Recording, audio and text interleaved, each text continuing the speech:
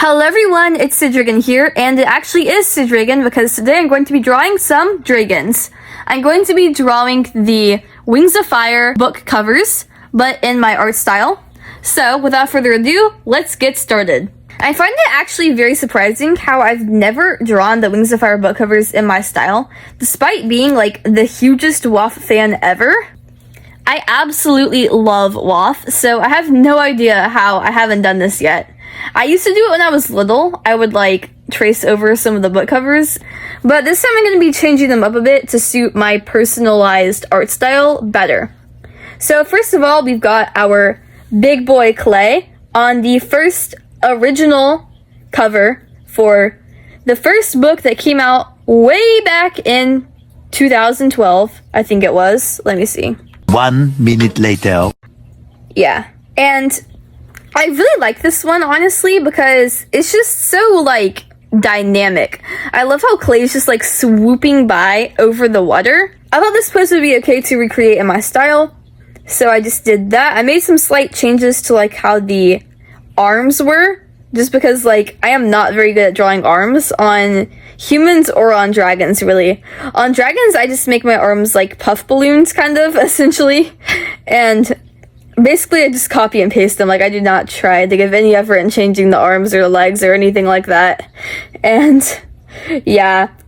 But I changed the pattern on him because I do draw a specific mudwing pattern. It's based off of the one in the guide, because I always base my designs off of the guide. But sometimes in the covers, it looks different from in the guide, which, like, I don't know why. But I decided to draw how he would look if he was in the guide. So I did that. I put some darker colors because I don't know why. I know it always describes clay as being orange because, you know, that's just what color he is. But I like to draw my clay like a bit more like of a reddish brown because, I mean, that's what clay is. At least it is where I live. Down in the south, you know, where we have all this clay next to our rivers and stuff. Clay is a very important thing. It creates the riverbanks and stuff. And it's actually like a barrier between ecosystems, I think. Because there's like the plains, even down farther south, and then there's like sort of mountains farther north. But then like the clay creates like a barrier between like the literal dirt from the plains and then like the rocks from the mountains. So, yeah. Clay is just like this happy place in the middle. He's got this nice grin on his face, like, even though he looks super, like, fierce and very, like, intimidating in Joy Ing's style, he still looks so, like, cheerful and happy, which just really captures Clay's personality because, you know, that's just who he is as a character. And I do love it when we give our characters these, like, expressions and stuff that help to depict their personalities. And I do think that he looks pretty good on here. This might be my favorite one out of all of them. I think that they started off good and then they got worse as they went along, which is kind of sad, but I mean, I tried my best, honestly. I gave it the best effort, so that's really all I can do. But I really do like how Clay looks in this one. I also like how I did the title, because I was kind of struggling with the calligraphy at first, I will admit. Because, I mean, whoever did the calligraphy for this, because I'm assuming it's not a computer-generated font, because it's just a very unique font. Whoever did the calligraphy for Wings of Fire is, like, literally insane. But, yeah. I did that, and I thought it was interesting because I did a little study on the Wings of Fire covers before doing this video, and I think this is the only one in the Dragonet Prophecy series that has the title on top. All of the other books have the title on the bottom, except for Moon Rising, which also has it on the top. I think a trend is if your dragon is swooping down, the title will be on the top, but if they're in any other stance, they will be on the bottom. But with that in mind, we'll move on to Tsunami, who was our second one, of course. And I do love Tsunami's book cover, just not as much as some of the other ones. I do have a few slight problems with it. Mainly the fact that you see her arms, you know, she's kind of like pushing her way through the water, you know, making her way through the currents and the ocean. I guess like when she first meets Riptide, you know. And she's in this like very dynamic pose once again. Her body kind of looks like an S, which is kind of extreme because, you know, no dragon should be that, like, wonkily proportioned. But her legs are, like, so small. They're almost, like, invisible compared to, like, her arms. Like, I have no idea if it's, like, some sort of perspective thing that I'm just, like, not understanding. Where, like, her chest is, like, a lot closer to the viewer than, like, her legs are, and her legs are, like, farther away. Because in that case, it would make sense for them to be smaller, but, like, her legs are so small. In the actual cover, I was like, I've got to make this girl's legs bigger. Because otherwise, like, how on earth is she gonna, like, walk when she's on land? She's just gonna have to, like, waddle around, I don't know, like a penguin? But, yeah, that was one of the few changes that I made. Another change that I made was I gave her more webbing, I think, than the original one, or I made it more, like, prominent. I gave her the webbing, of course, across the spine on her back, across the top of her chest, and across the back of her tail. I also gave her the pearl necklace that Queen Coral gave her, even if this was when she first met Riptide, and that would be technically inaccurate. I thought it would be a cute little detail because afterwards she wears that for a long time. And I also made her eyes green, because one of the worst things about the covers is that the eye colors are almost always off. So I decided to make it my duty to make sure that all of the eye colors were as they were described in the book. And another fun fact, all of the Dragonets of Destiny except for Clay have green eyes, because Tsunami has green eyes, Glory has green eyes, Starflight has green eyes, and Sunny has green eyes. So Clay is the only Dragonet that does not have green eyes. Green eyes are getting a bit overrated if you ask me, but that's just my opinion. The next dragon that we have is Glory, and I think I did a pretty good job on this one, though I'm not too sure about the background, because I'm not very good at drawing backgrounds, but I thought my background for Clay and for Tsunami was pretty good. But I tried my best, guys. But anyways, I did Glory in her nice little pose. I kind of do like the one on the graphic novel more, because she is, like, in between those two trees, and she's sort of, like, peeking out, you know? But I think this pose is also pretty good. I like how she has, like, her mouth wide open where you can see all of her teeth and, like, fangs. In the original cover by Joy Ng, her neck is, like, super duper long and wavy. So I decided to just shorten her neck down, make it a little bit less wavy, and give her, like, a semi-normal neck. Trying to make a normal neck? I don't know. But I think my design for Rain Wings is probably, like, the most far-fetched out of any of them compared to Joy Yang's Rain Wings. Because I like to do this little pattern where they have, like, 3 little dots of a certain color and then, like, 1 singular dot in between, just going all around the tail and stuff. And then some more, like, dots on the wings and all of that. And I decided to give her wings that nice gradient. And I think this is my first time drawing the wing gradient and actually having it correct via the Gaussian blur tool. Let's go! And the alpha lock layers. So that's amazing. But it just shows my art is improving. Let's go! We always love improvement. But anyways, this is my beautiful girl, Glory, Queen of the Rainforest, Queen of the Rain Wings, and the Night Wings. And she is a strong girl, and you can see it on her face. She's fierce and imposing, and we love that for her.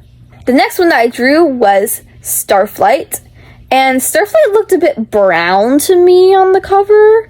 I don't know if y'all agree with me, because I think my color perception is off. I posted these pictures of what I thought was pink, and y'all were like, no, that's brown. I was like, what the Sigma?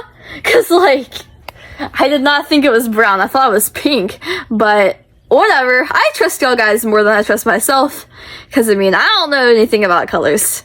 I thought Starflight looked a little bit brown on the cover, so I decided to make him look a bit more gray, more black, because those are the colors that Nightwings typically are, along with, like, darker colored greens and blues and purples in the case of, like, Clearsight and Darkstalker and all of them. But I think Starflight is just a normal Nightwing. I'm not exactly sure. I bet the Wings of Fire wiki would have something to say about that. But what I do know about Starflight is that he has green eyes, or at least he had green eyes before. Spoiler alert if you haven't read the Dark Secret yet, in which case I'm not exactly sure why you're watching this video, but you've been warned. Before Starflight went blind and lost his eyes were green. Which, I mean, I think that's kind of interesting. I don't know why so many tribes have green eyes. Like, please. Variety, guys. Variety. We don't want to draw like 4 dragons with green eyes out of the 5 options. Only have 1 be a different color. But, whatever. We gotta stay accurate to the book, right? So, I decided to draw the green eyes. And the smoke in the background, I thought it was kind of interesting because, like, you know, the whole entire bottom half of the drawing is, like, red, and then the whole entire top half is blue with the clouds and the smoke, and those 2 colors complement each other, but I'm not exactly sure why they're like that in this. Not actually complement because, you know, red goes with green and then, like, orange goes with blue, but close enough, guys, close enough. Once again, I don't know color theory, so please don't attack me, but I thought it looked pretty good, and I did like Starflight's pose. I think it's kind of interesting because, like, he looks like some sort of, like, T-Rex, you know, like how in Jurassic Park, the T-Rex, like, stand up on their hind legs and just, like, roar that pitiful sound. I hate that sound so much, but it's so iconic at the same time.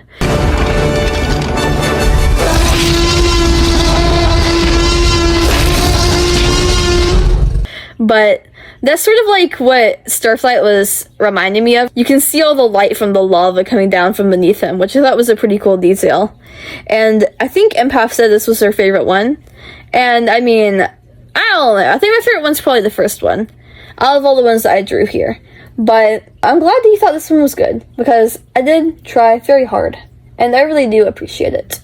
But the next one I'm going to be drawing, and the last one, because I'm going to be doing them 5 at a time for each of the 3 arcs, is Sunny, the little joyful bean that everyone loves.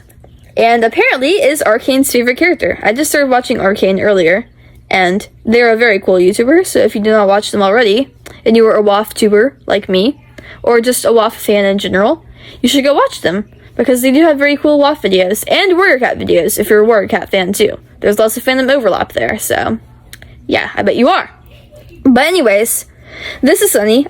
I did the sky in the background, and I thought it was pretty cool because, I mean, it does look like the nighttime, but it is also, like, very bright.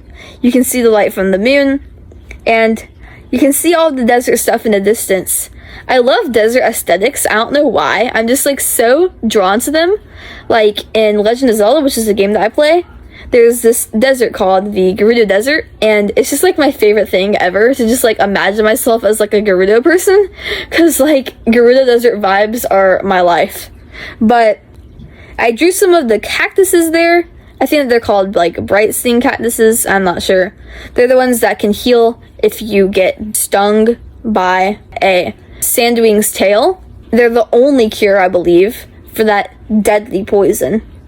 And Sunny, of course, is just our cute little bean.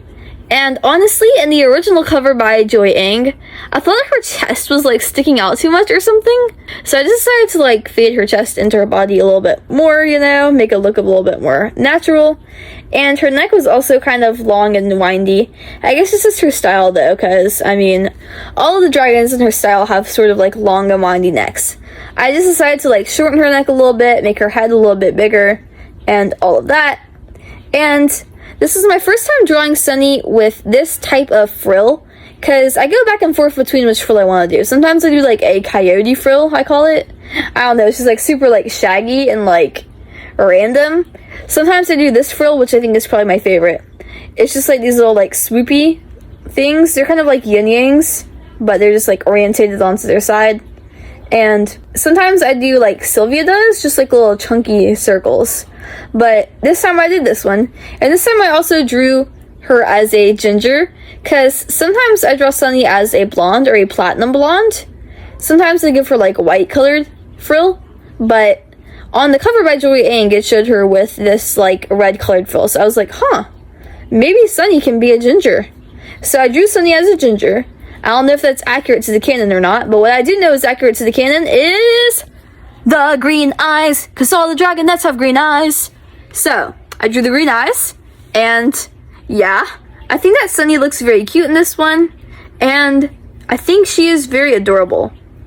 But anyways, I think that is all I have to say about these redraws. I might do some more in the future, depending on what all I want to do. I'm not really sure what my plans are. I'm doing a monster making challenge based on my room. I'm going to be doing my entry for Miss Dog Liver Like Stoges contest. I'm going to be doing some redesigns for some of my old Dragon Sheep Hyper challenges. So if you're into Wings of Fire and all of that, please stay tuned. And if you would like to stay tuned, please click on the subscribe button down below, because it would really help me out if you did, and I would really appreciate it. And if you did, you would get notified whenever I posted a new video, so you would never miss a single upload. I usually post about a few times per week, and I post lots of shorts every single day. So I'm constantly uploading content and you will never be bored. And anyways, please tell me which cover is your favorite, and please tell me which one you think I did the best at redrawing in my style. And I hope that you all have a great rest of your day and great rest of your summer if you have not already started school yet. And I will see you all later. Always remember that I love you, and goodbye!